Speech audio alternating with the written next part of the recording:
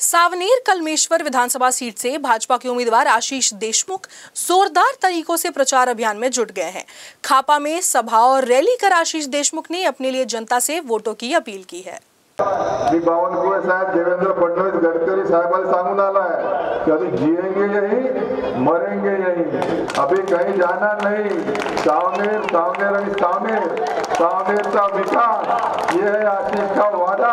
और मैं आपको बताता हूँ, मैं जब वादा करता हूँ उससे मुकरता नहीं। आणि म्हणून तुम्हाला सांगतो की ह्या सावनेर विधानसभा क्षेत्राचं खापा परिसराचं या सावनेर कळमेश्वर तालुक्याचं चित्र बदलण्यासाठी दिवस रात्र आशीष देशमुख आपल्या प्रामाणिक प्रयत्नांनी जिथं जिथं काही जे काही शक्य असेल विकासाच्या संदर्भामध्ये आमूलाग्र बदल केल्याशिवाय आपण थांबू नाही। तुम्ही माझ्यावर विश्वास त्या निमित्ताने करा।